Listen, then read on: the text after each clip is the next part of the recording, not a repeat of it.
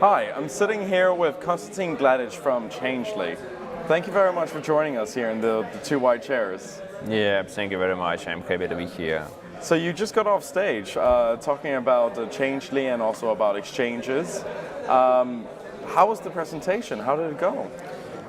Really love it. I have prepared a really strong technical presentation. I think it's a bit maybe complicated for the audience, but I discussed all the aspects of centralized services, all the advantages of centralized exchanges, and about instant exchange services like Changelly or Shapeshift, and I also talked about on-chain solutions, and I did an overview of many services trying to build decentralized economy. So now we're talking about exchanges. It's not we can't ignore Goldman Sachs and Circle. Right. What is your opinion on kind of more traditional financial institutions entering the same environment and the same market? I think it's a good sign for all the market. It means that regulation will not be so strong in the future. If Goldman Sachs understand, okay, it will be a highly regulated market and you cannot even trade to get licenses, and I think they will not do a business. And now I see that Goldman Sachs was applied to BitLicense, and they are building a service for institutional investors. Coinbase is doing the same thing. Actually, I'm expecting the next wave when it's happening. Because now this market is pretty small. Yes. Yeah. I mean, yeah, in terms of market capitalization, we're talking a lot about that today. Yeah. In terms of, the entire crypto market capitalization compared to any other, major industry or markets, we're still a small fish. Yeah. So where do you see like the kind of the next big step in regulation coming out? Because that is, of course, something that we talk about a lot in the blockchain space, and especially around cryptocurrency. What kind of regulation are you expecting to come out here in the next coming months? To be honest, I don't have such long-term expectations like markets should be regulated or not. I'm not happy with the regulation for sure, but I understand that it should be because it's a lot of fraud. It's a lot of scam projects like ICO scam. They're trying to take your money and etc., etc., etc. But the nature of the Bitcoin is decentralized. Yes. And services around the Bitcoin should be more decentralized. And Coinbase now is like a bank. You deposit funds to Coinbase, and the funds are not belongs to you anymore. So, but I understand if you want to make crypto available for more and more people, it should be regulated market. I'm really happy with Japan. What they did with the regulation. So Bitcoin is the official payment instrument in Japan. But if you want to trade in Japan, you should get a license. And it's a long queue in Japan. Yeah, I can imagine, yeah. It's a lot of companies are coming to the same realization that, regulation is required in this kind of economy. It should be balance between regulation and what customer needs, and between the freedom. But in the long term, I expect decentralized services, decentralized solutions will gain more traction, will gain more popularity, especially the wallets who don't hold your keys, you own the funds. It's pretty cool. So another thing we've talked a lot about here is about community and building the right ecosystem of companies and partners to work with. And Changelly being one of the prominent exchanges, do you feel the same importance to help other blockchain companies or to actually build this positive ecosystem? That's a good question. We are trying to educate the market because we are like a front end for the newbies. The people asking a lot of stupid questions. What is Bitcoin address? How I can buy Bitcoins to my home address or to my email? It's the most popular question. Really? Yes. Wow. The private address. Yeah. In December we experienced 35,000 new customers every day. Wow. It's like the small city coming to you and asking you just sell me bitcoins. And we are trying to educate them. We are doing the guidelines for those people.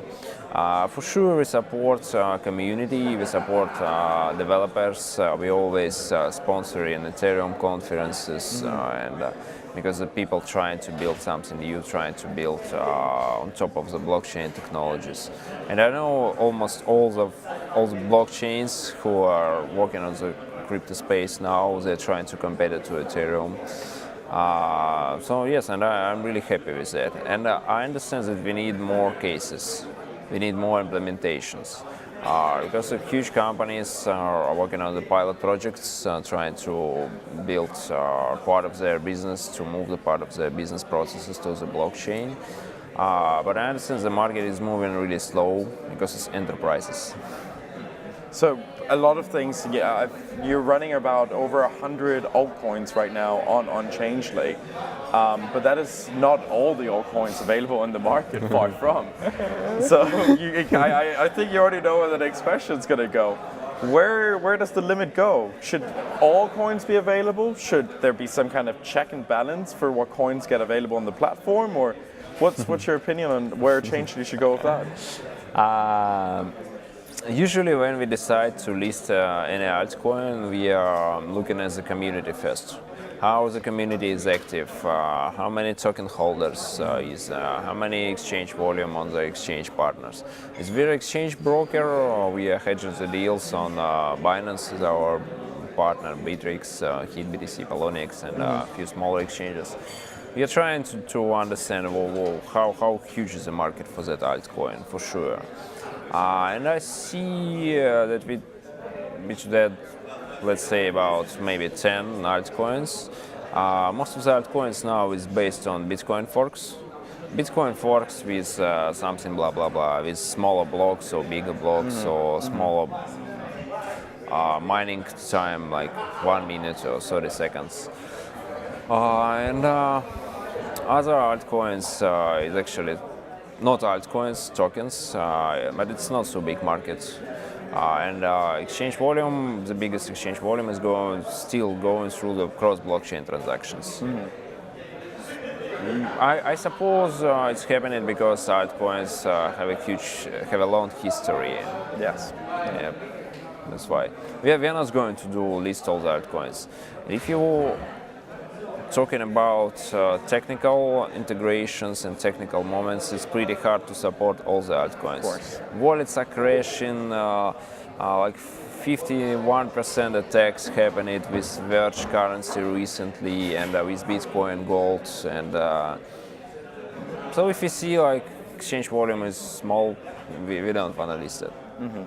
So would you drop a coin if there comes a point where it might present, for example, in that case, as you mentioned, like a 51% attack, or if the coin has been in a lower trading volume?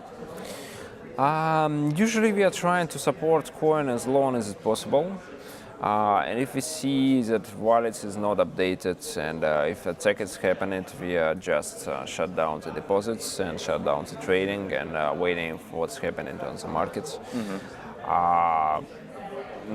For sure, if we realize that support costs us a lot and it's low trading volume, we usually just switching off the currency, and if we see any reasons, we can get back the coin on Changelly.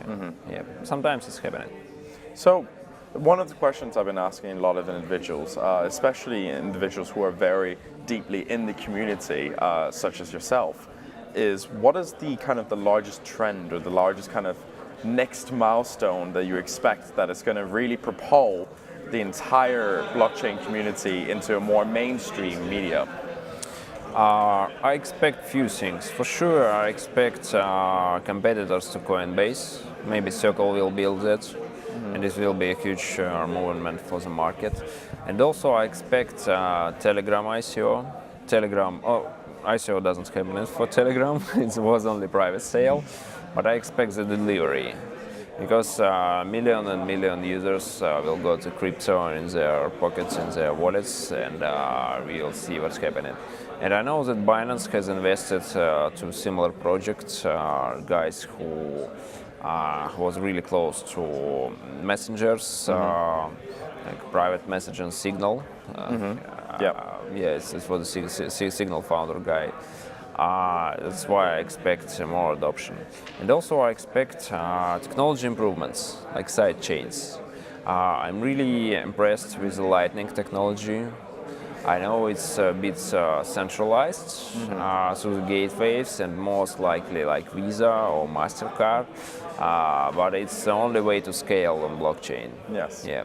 Also, I expect more and more merchants for sure will accept Bitcoin, but until the Bitcoin price is highly volatile, people don't want to pay with Bitcoins. Yes. Because it's really hard to fix the price. But as for us personally, we are paying for many partners in Bitcoins or Ether. I will pay for advertisement with Ether, with publications and with all the stuff. And many of my friends are doing the same. It's still small, but one of my friends, now he's working on the blockchain, and he has about 80 people in his team, and he pay only in Bitcoins. And even the people asking, I want dollars, just make a wire transfer. He told, here's Coinbase payments or BitPay payments. You need to register or you need to pass a KYC. It will take like, let's say 1 or 2 days. And after that, I can send you Bitcoins. And all those people did that. That is one way of implementing it, Yeah, he's teaching people. And I'm imagined how it's pretty simple to transfer money with Bitcoin. If I need to do a wire transfer outside Europe, and in most of the cases it's just, oh no, I don't want to do that. Yes, Please send me your Bitcoin address and I send you money. Yeah. I mean, that's one of the things we talk about a lot also is, we got to either kind of figure out a way to actually tell others of the simplicities of using cryptocurrency. Because a lot of everyday consumers are actually, they're kind of threatened, or not threatened, but they feel very, like it's overwhelming. It's kind of mentioned like private address, home address, send me some Bitcoin to my home. It's a lot of education in these fields. Absolutely. On Changelly, we have about 2 million registered customers, and we are trying to educate, we are trying to help those guys. We are trying to answer the stupid questions, we are preparing the guides, we have, and I'm in contact with many of my partners, wallets and other exchange services, and they are doing the pretty same things. Like on Changelly, we have a small chat.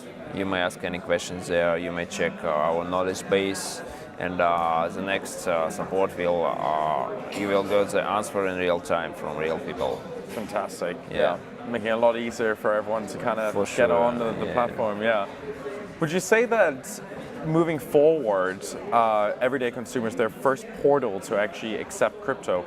Because we kind of talked a little bit about Signal and Telegram, and them being one of the first introductions to people to crypto. Would you say that it will be a mixture of like messaging platforms, consumer platforms, or where do you think users would really have their first experience in the? If you see the experience in China with WeChat, people paying with WeChat everywhere.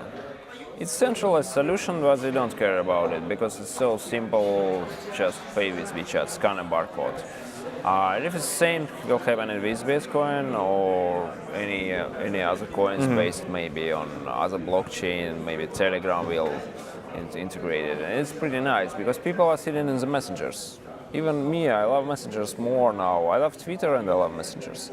And many tons of groups, tons of content and discussions are happening in Telegram or WhatsApp. WhatsApp is planning to make opening groups similar to Telegram. And if they will issue its own cryptocurrency, this will be huge. That'll be great for the environment. Yeah. Well, thank you very much. Thank you, Konstantin, for joining us. Really appreciate it, mate. Thank you. Thank you so much. Thank you.